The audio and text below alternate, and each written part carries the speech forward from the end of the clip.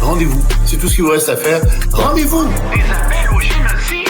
Ils sont tombés sur la tête. Vous n'aurez pas mon 100 millions de dollars. Cruel, horrible, inhumain. Qu'est-ce que c'est que ça? Un politologue, pas comme les autres. Loïc Tassé. Loïc, bonjour.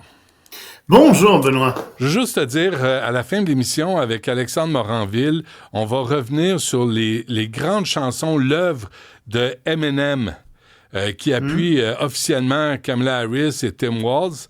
Puis on va se demander comment ça se fait qu'un gars aussi misogyne, aussi homophobe, est appelé à appuyer Kamala Harris, qui est la démocrate qui devrait être là pour toutes les bonnes intentions sur la planète. Je trouve ça aberrant. Si tu veux ma réponse, parce que les démocrates sont en état de panique. Je t'en ai parlé hier. Tu sais, on est souvent un peu en avance sur les nouvelles, nous. Je t'avais dit, Trump va gagner des élections il y a quelques semaines, puis je t'avais expliqué pourquoi. Ça s'en va par là. Je t'avais dit, regarde, les démocrates et les républicains sont au coude à coude, ça descend. Sondage ce matin dans le New York Times. Oui, ils sont vraiment au coude à coude, ils sont à égalité dans les sondages. Panique sur CNN. Ben oui, mais regardez, c'est vers là que ça s'en allait dans les sondages consolidés. Quand on prend la moyenne des sondages, ça s'en va par là. Faut pas croire des sondages ponctuels ici et là, même s'ils sont très bien faits. C'est là que ça s'en va. C'est là qu'est le problème. Hier, il y a Bruce Springsteen qui était sur la scène avec Barack Obama et bien entendu Madame Harris. Mais Barack Obama prend de plus en plus de place dans la campagne. Et toi, hier aussi, tu l'avais remarqué. Tu avais dit, mais il est tout le temps là. Ben oui, puis il prend encore plus de place parce que les démocrates sont absolument incapables de freiner la chute de Mme Harris.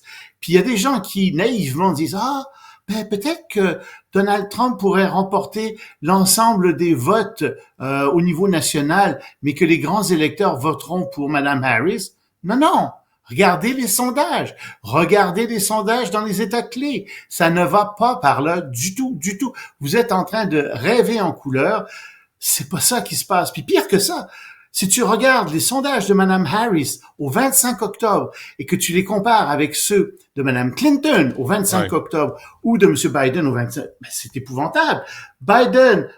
Harris à 0 point d'avance, c'est match nul, mais Clinton menait dans les sondages par 5,1 points en 2016 et alors que Biden avait 8 points d'avance le 25 octobre sur Trump en 2020. On est très loin de la performance du Parti démocrate il y a aux 2 dernières élections. Puis là, tu te dis, mais dans quel monde vivez-vous? Dans quel monde vivez-vous? Ouais. Alors oui, pour revenir avec Eminem, il panique.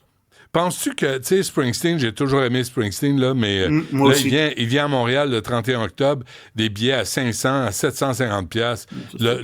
Celui qui chantait le prolétaire qui travaillait à la raffinerie dans Nebraska puis de River, on est loin de ça, là. C'est un multimillionnaire qui maintenant est assis là, avec la face remontée, là, puis la chirurgie esthétique de ouais, mais il reste que c'est un grand poète, et puis c'est un gars qui a écrit des chansons merveilleuses. Alors, absolument. Mais est-ce que j'irais payer 700 piastres pour aller voir Bruce? Non. Mais c'est pas là où je vais aller. Là où je vais aller, c'est que il peut pas prétendre représenter le travailleur moyen. Puis on s'en est parlé souvent, Loïc. En 2016, ils ont fait cette erreur-là. Il y a des multimillionnaires qui arrivent comme Taylor Swift. Une chanteuse à 3 accords parce qu'elle aime le corps arrière de l'équipe de football. Puis elle est là, puis elle va dire aux gens pour qui voter. Mais va finir ton secondaire 5, mon ami, avant de parler comme ça. Mais les gens vont... Moi, je suis certain qu'ils sont en réaction aux vedettes qui disent à la population pour qui aller voter. Tu sais, on analysera les raisons de la défaite extrêmement probable de Mme Harris dans les semaines, dans les mois, dans les années qui viennent. Et oui, malheureusement, moi, je me cache pas, je suis tout à fait en faveur de Mme Harris, mais objectivement, puis j'essaie toujours d'être honnête et objectif, Ben, regarde, je vois bien que c'est Trump qui est en train de gagner. C'est Ouais. là que vont les sondages. Alors pourquoi?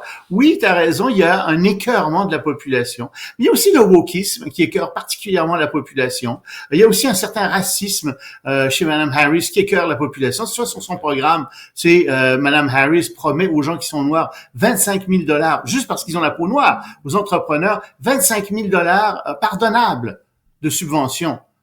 Ben, est-ce que quelqu'un qui a la peau blanche va avoir ça? Non. Est-ce que quelqu'un qui est d'origine asiatique va avoir ça? Non. Mais c'est du pur racisme. C'est le nouveau privilège noir. Oui, oui. Ah, Ok, puis pour il y a la un santé, la même privilège chose. Ah Oui, ouais. oui, si tu vas dans son programme à Issues, puis tu lis, elle veut donner des privilèges aux gens parce qu'ils ont la peau noire. Mais excusez-moi, c'est du racisme. Ouais. C'est du pur racisme. Et même si je suis sympathique à Mme Harris, ça m'empêche pas de dire que c'est du racisme. Puis je pense que ce genre de choses, ça commence à écœurer pas mal d'Américains. Les Noirs en premier. Je suis pas sûr, moi, que la population noire veuille avoir des privilèges simplement parce qu'elle a la peau noire. Non, pas plus que des gens veulent avoir, qui ont la peau blanche, veulent avoir des privilèges parce qu'ils ont la peau blanche. C'est ridicule. On va passer aux autres sujets parce que j'ai Mme Oui, Black oui. là, qui s'en vient, la mairesse de Montréal-Nord, qui va venir donner des précisions sur cette histoire de rat là, sur la rue Perra. Puis ça n'a pas l'air d'être réglé. Ben non, mais qui ramasse les ordures, puis ça va se faire, qui ramasse les ordures plus régulièrement. Non, mais c'est simple comme ça, Benoît. Je vais annoter ça. C'est simple comme ça. Tu sais, je veux dire, Ramasser les vidanges. les ordures, oui. Ouais. Pas juste une Ok. fois par semaine, puis pas Parfait. juste... Pas mais juste si tu quand veux- ça donne. Un mot de ce qui se passe en France. Loïc? Ben rapidement, il y a une taxe qui vient d'être imposée aux milliardaires.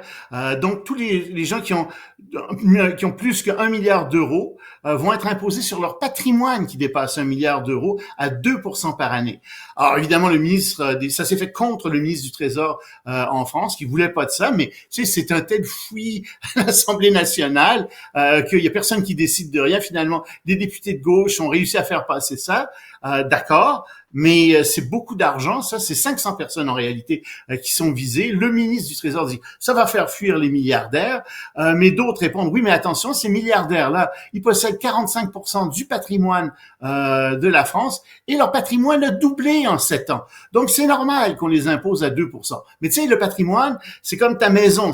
T'as une maison, mettons que ta maison vaut 1 million, ce qui est facile à Montréal, mais ça veut pas dire que tes revenus ont augmenté en conséquence. C'est la valeur de ta maison. Et là, il y a un risque que tu perdes ta maison si tu as ce genre de mesure qui est imposée. Alors, c'est un peu la même chose avec les milliardaires. Oui, ils ont un patrimoine énorme, mais ça veut pas dire nécessairement que leurs revenus suivent. Alors, il faut faire attention avec ce genre de mesures aussi. Bon, et pour finir, la Chine et l'Inde, parce que ça, c'est C'est mine de important, rien, c'est comme le quart de la population mondiale. Là. Ouais, c'est très important. Les deux qui s'entendent. Tu sais, ils étaient en guerre. Il y a eu des échauffourées en 2020. Il y a eu 4 soldats chinois qui sont décédés, 20 soldats indiens qui sont décédés.